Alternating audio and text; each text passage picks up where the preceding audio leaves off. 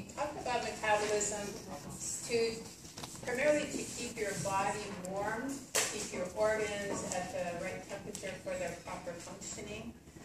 And so we have ways to increase our heat production or decrease our heat production. If we want to increase our heat production, we can do that by increasing our metabolic processes, which create more heat. So increasing muscle tone, that contraction will break down ATP, and that process will release heat.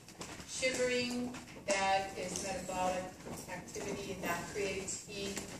You voluntarily exercise, so if you've gone to the mainland and it's cold, you may slap yourself, you may jog in place, you might try and do something like that to keep you warm. And then if you're a baby who doesn't have ability to shiver yet, then you have what's called non-shivering thermogenesis, and that involves brown fat. So brown fat, they're not sure if humans have it at all. Human adults have it at all. Definitely babies do.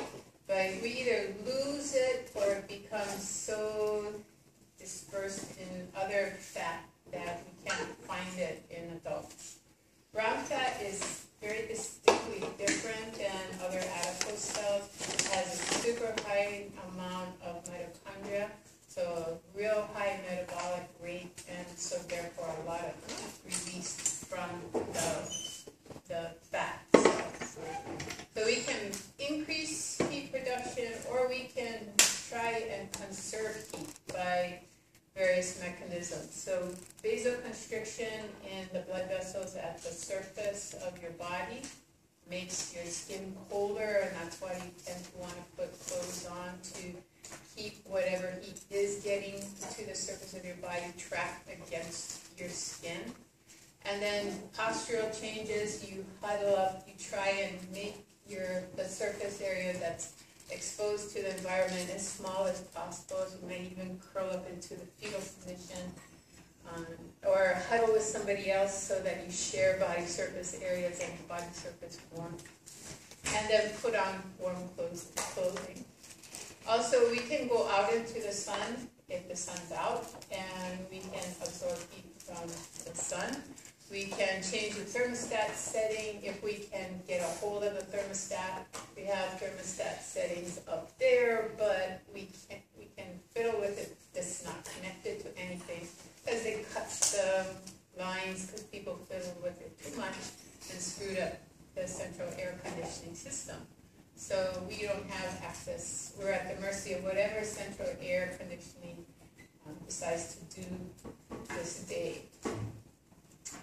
Okay, so I'll talk about that. Okay, so this is what you do if you want to get your core temperature up. Either you're in a cold environment or you're losing heat for some reason. You have these mechanisms. Decreasing because you're too hot. You want to decrease heat. So you become lackadaisical, you sit around and you may moan and groan about how hot it is, but you're not going to do much about it because it's just too, you just don't want to generate the extra body heat by moving around. So decreasing muscle tone, being very sedentary, that decreases the voluntary exercise, decreases body heat in that respect. And then you dilate, take more warm blood to the surface of the body so it can radiate out.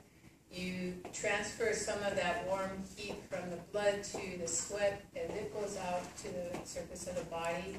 And then as it evaporates, it will draw cooler air in against your body, and that heat transfer can continue. So we have a conductive loss, and then it will create a convective heat loss when the warm air rises and the cool air replaces it. We also go from long sleeve shirts to short sleeve shirts to tank tops to maybe for girls you have to wear something because it's not not socially acceptable to just take off everything and go around bare-chested. Maybe on some beaches you can do that, but not in the general social environment. So guys can do that and not raise any eyebrows, but girls would certainly probably have the police on their back, so we call. So you can only remove so much clothing to pool until you reach the point where it's socially unacceptable. So then you go into the shade, you get a fan, you get something to fan yourself, you maybe turn on a fan, you go into an air-conditioned room.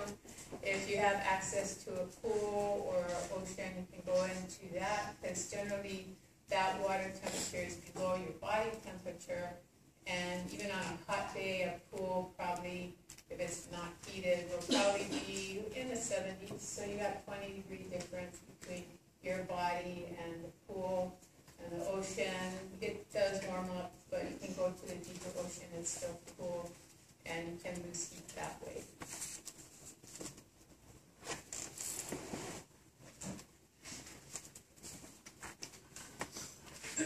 When you want to, well, when your body is responding to a pathogen that has come in and your immune system wants to get rid of that pathogen, it does so by starting chemical release from the antigen presenting cells, from the macrophages, that are collectively called endogenous, meaning they're from you, pyrogens. You think about what you call a person who goes out and sets fires, he's a pyromaniac, and not who likes to go out and set fires. Well, a pyrogen is something, a chemical in your body that's generating heat in your body, or setting your body on fire, which is sometimes a way you describe a fever, feel like you're on fire. The endogenous pyrogens, their job, well, they're an example of an endogenous pyrogen is interleukin-1. Comes from the macrophages. When it gets to the hypothalamus will raise its thermostat setting. So now it's telling your body that it should be above 37 degrees C or above 98.6 degrees Fahrenheit. So your first awareness of this shift is all of a sudden you feel really cold and you put on clothes, but you still start to shiver and you're still feeling really, really cold. And then pretty soon you get the fever and your whole body is hot to the touch, but you still may feel cold because you haven't reached that thermostat setting yet. So you pile on the blankets and everything. Eventually you get to that thermostat setting. You take your temperature, it's probably above 100, maybe 101, 102.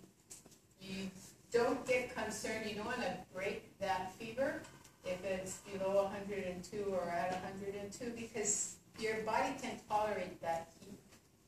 If you're a healthy person, it can tolerate a fever that high, and it will actually make your immune system function more efficiently when it's that high. And once you have handled the pathogen, then the interleukin-1 will, and other endogenous pyrogen concentrations go down. The hypothalamus resets the set point back to normal. And almost instantaneously, you feel super hot. You start throwing off the blankets, and you're just profusely sweating, and you have marked vasodilation. So your face is red, you're sweating, you're hot. And this is what we usually refer to as the breaking of the fever. Your fever has broken, and the signs are this massive vasodilation to get the heat out, sweating to conduct the heat to the sweat, and then wanting to take all the blankets and clothes off. So to generate a fever, you have a cold response. And then once the fever is broken, then you have like a hot flash. And you gotta get everything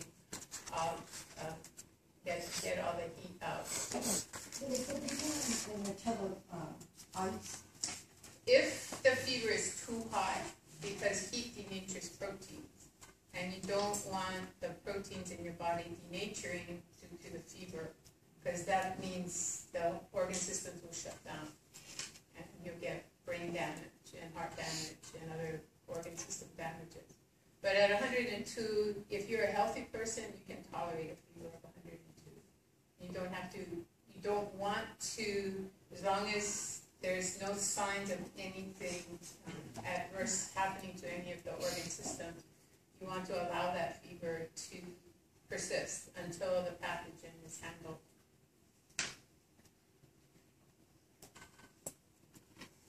So here's what's happening.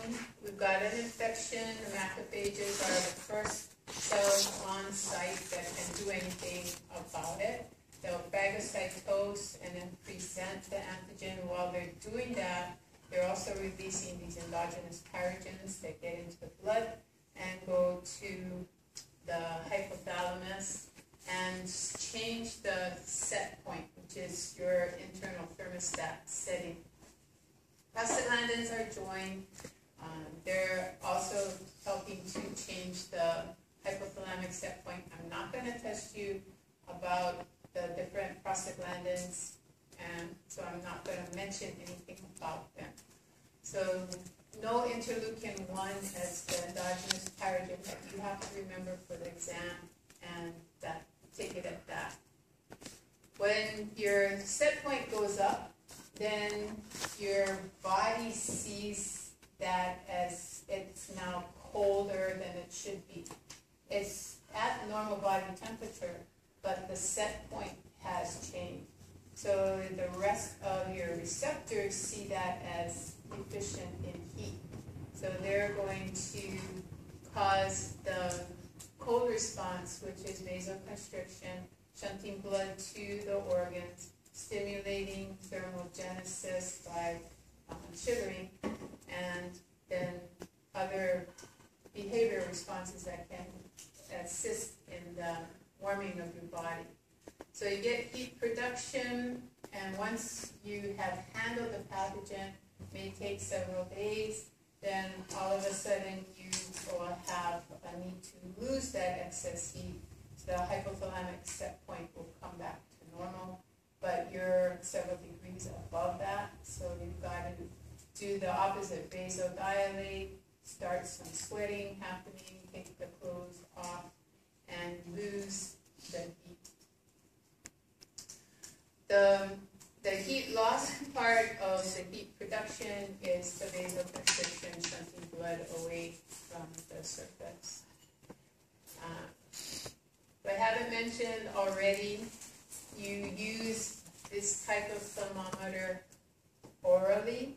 You do not attempt to stick it in your ear. You do not attempt to take a rectal temperature by shoving it up your butt.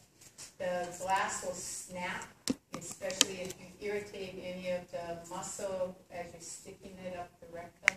The muscle, your skeletal muscle, can spontaneously contract and snap that glass. Then you got shards in your rectum and in your anus, and also mercury that's poisonous, now exposed to epithelium that can absorb it.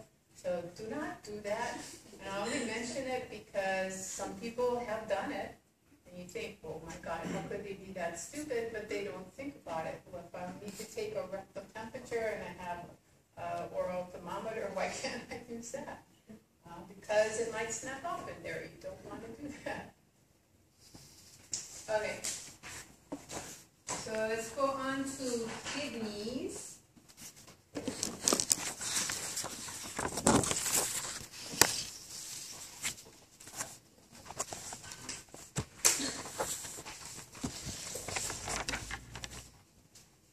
The urinary system, that implies you have more than one organ involved. You got kidneys, but you also have bladder, and you have to connect the two so you can get the urine that's formed by the kidneys to the bladder.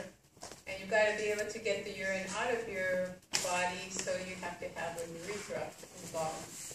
You can't make urine unless you have blood that's being filtered by the kidney. So the blood vessels will go into the kidney, and form part of the system that's going to allow for fluids to leak out of the blood. And that's going to be a fenestrated capillary. The capillaries come from your vascular system. This brown stuff that we call the kidney, most of that is coming from a structure in the fetus that's developing, and it's called a metanephros.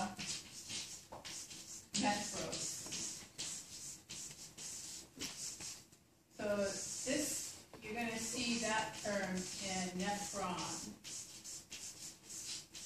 And this is the functional unit of the kidney. This is developing from the tissue called the mesonephros. The collecting system is developing from the area that is going to be your bladder and your rectum. It's called the cloaca, and the cloaca translates to mean the sewer. So your sewer system of your body is your water sewer is your urinary tract, and your solid is your